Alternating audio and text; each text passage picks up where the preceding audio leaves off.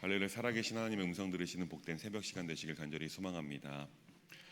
우리가 신앙생활을 하다 보면요, 우리가 예배도 드리고 봉사도 하고 교회 안에서 성실히 섬기는 것을 볼 때 참 외적으로는 괜찮아 보일 때가 있습니다. 하지만 정작 마음의 중심은 심히 요동할 때가 있습니다. 아마 그런 경험들이 있으셨을 것입니다. 무엇을 할 때, 왜 이렇게 하는지 목적이 흐려질 때, 그리고 누구를 위해 하는지 잊게 될 때, 그때 신앙은 모양만 남고 생명은 사라지게 되는 것을 보게 됩니다. 오늘 본문에 나오는 히스기야 왕은요, 하나님 앞에서 중심을 다한 사람이라고 할 수 있습니다. 그는 껍데기 신앙인이 가득한 시대에 진짜 중심을 향한 신실한 왕이었던 것이죠. 그가 왕이 되었을 때는요, 유다는 엉망이었습니다. 앞선 왕 아하스가 나라를 우상들로 가득 채워놨습니다. 성전문이 닫혔고요, 제사장들은 타락했고 백성들은 예배를 잊어버렸습니다. 한마디로 하나님을 떠난 시대였던 것입니다. 그런데 히스기야는 달랐습니다. 그는 왕이 되자마자 하나님의 성전을 다시 열었습니다. 그리고 우상들을 제거합니다. 하나님을 향한 예배를 회복시킨 것이죠. 그의 신앙의 중심에는요, 언제나 한 가지 마음이 있었습니다. 하나님을 다시금 주인으로 모시자라는 마음이죠. 오늘 이 새벽 우리도 그 마음으로 하나님 앞에 서길 원합니다. 히스기야의 삶을 통해서 중심을 다한 신앙이 어떤 것인지 함께 묵상해 보는 시간 되길 간절히 소망합니다. 우리가 중심을 다하는 신앙인으로 살기 위해서는요, 첫째, 하나님 앞에서 잘못된 것을 바로 잡아야 합니다. 본문 1절 말씀 보겠습니다. 함께 읽습니다. 이 모든 일이 끝남에 거기에 있는 이스라엘 무리가 나가서 유다 여러 성읍에 이르러 주상들을 깨뜨리며 아셀의 목상들을 찍으며 유다와 베냐민과 에브라임과 므낫세 온 땅에서 산당들과 제단들을 제거하여 없애고 이스라엘 모든 자손이 각각 자기들의 본성 기업으로 돌아갔더라. 아멘. 이 말씀은요, 히스기야가 백성들과 함께 모든 나라에 있는 우상들을 깨뜨리는 장면이 기록되어 있는 것입니다. 그들은요, 산당을 헐었습니다. 그리고 제단을 부수고 거짓 신들을 모두 없애버렸습니다.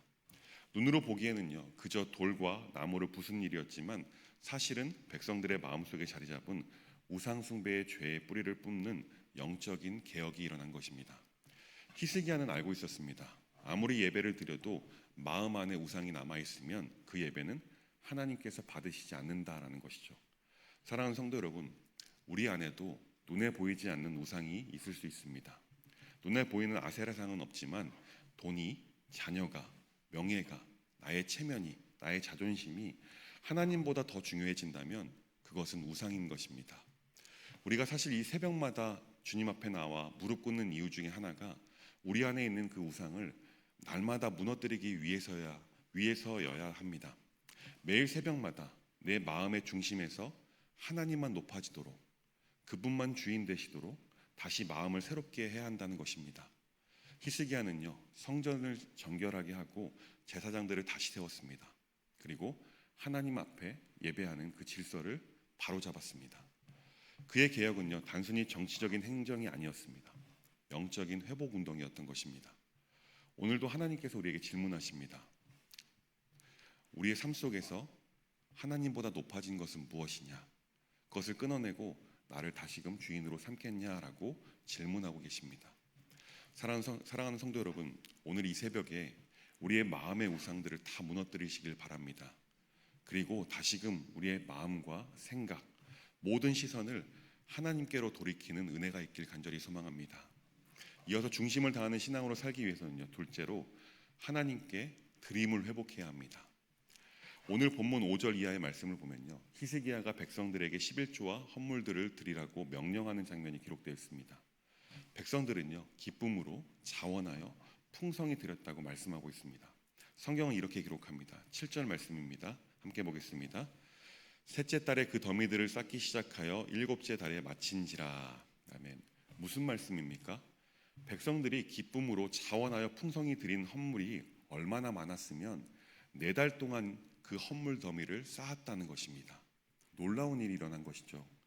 백성들이 하나님께 드리자 그들의 삶에 오히려 더 많은 풍성함이 임했습니다. 하나님께 드렸는데 오히려 남고 있는 것이죠.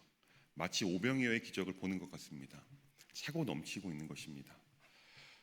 사독의 족속 대제사장 아사랴는요, 그 모습을 보고 기뻐하며 말했습니다. 10절 말씀입니다.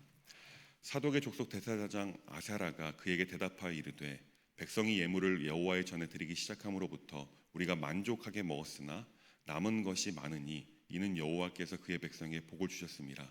그 남은 것이 이렇게 많이 쌓였나이다. 아멘. 지금 뭐라고 기뻐하며 말씀하고 있습니까?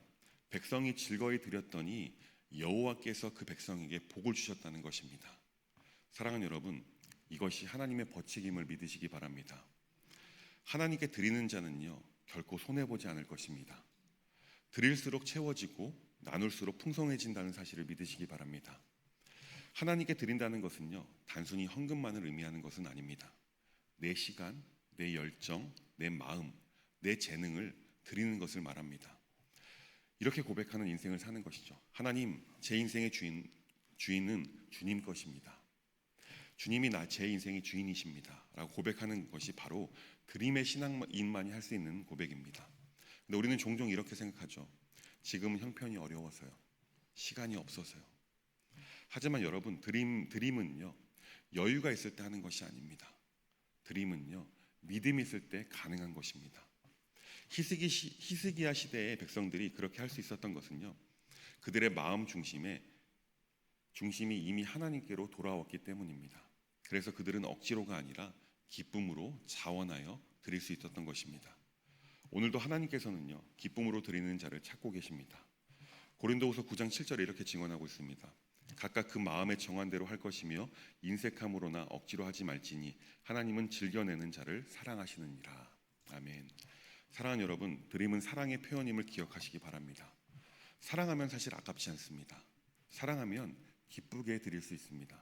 오늘 이 새벽 주님, 제 중심이 주님께 향하오니 제 삶을 기쁨으로 받아달라고 기도하는 우리 모두가 될 수 있길 간절히 소망합니다. 중심을 다하는 신앙인으로 살면요, 주어지는 은혜가 한 가지 있습니다. 그것은 바로 중심을 다한 신앙에는 형통이 따른다라는 것입니다. 본문 마지막 부분은요, 이렇게 말씀합니다. 21절 말씀 보겠습니다. 함께 읽습니다. 그가 행하는 모든 일, 곧 하나님의 전에 수종드는 일에나 율법에나 계명에나 그의 하나님을 찾고 한 마음으로 행하여 형통하였더라. 아멘. 얼마나 복된 말씀입니까? 하나님께서는요, 히스기야의 모든 일을 형통하게 하셨습니다. 그 이유가 무엇입니까? 그가 중심을 다했기 때문입니다. 형통은 결과가 아니라 중심의 열매입니다. 겉으로 보기에는요, 히스기야가 행정도 잘했고 정치도 잘했고 백성들도 잘 따랐습니다. 그러나 성경은요, 그의 성공의 비결을 한 줄로 요약하고 있습니다. 그가 중심을 다하여 하나님 앞에서 행하였더라라고 말입니다. 사랑하는 성도 여러분, 하나님께서는요, 사람의 외모를 보지 않으십니다. 다시 말하면 우리가 얼마나 오랜 기간 동안 신앙생활을 했는지, 얼마나 봉사를 했었는지, 얼마나 큰 교회 다녔는지, 그것보다는 더 깊은 내면을 보십니다. 마음의 중심이 하나님 당신에게로 향하고 있는지, 그것을 하나님께서 중요하게 보신다라는 것입니다. 히스기야의 중심은요, 흔들리지 않았습니다. 그는 잘 될 때도 하나님을 붙들었고 위기 가운데서도 하나님을 찾았습니다. 그 결과 그의 나라가 든든히 서고 모든 일에 형통했다고 기록하고 있는 것입니다. 사랑하는 성도 여러분, 오늘 여러분의 중심은 어디를 향하고 있습니까? 혹시 형통만을 바라보면서 중심을 놓고 있진 않습니까? 히스기야는요, 형통을 구한 적이 한 번도 없습니다. 그는 하나님을 구했습니다. 그랬더니 형통이 따라온 것입니다. 우리도 그렇게 살아야 할 줄 믿습니다. 형통을 쫓는 인생이 아니라, 나의 잘됨을 쫓는 인생이 아니라 하나님을 중심에 모시는 그 신앙, 그때 하나님께서 우리의 길을 평탄케 하시고 우리의 인생을 책임져 주실 것입니다. 말씀을 맺겠습니다. 사랑하는 성도 여러분, 오늘 말씀의 핵심은 단순합니다. 하나님께서는요, 중심을 보신다는 것입니다. 히스기야의 중심은요, 온전히 하나님께로 향해 있었습니다. 우상을 없앴고요, 예배를 회복했고 드림을 통해 마음을 또 회복했습니다. 모든 일에 중심을 다해 하나님께 순종했습니다. 그래서 성경은 이렇게 그의 생애를 정리하고 있습니다. 그가 행하는 모든 일에 형통하였더라라고 말입니다. 오늘 이 새벽 우리도 결단하기를 원합니다. 하나님, 제 중심을 주님께 드립니다. 눈에 보이는 것이 아니라, 사람의 평가가 아니라 오직 하나님만 바라보게 하옵소서라고 말입니다. 이러한 마음으로 오늘 하루를 시작할 수 있길 간절히 소망합니다.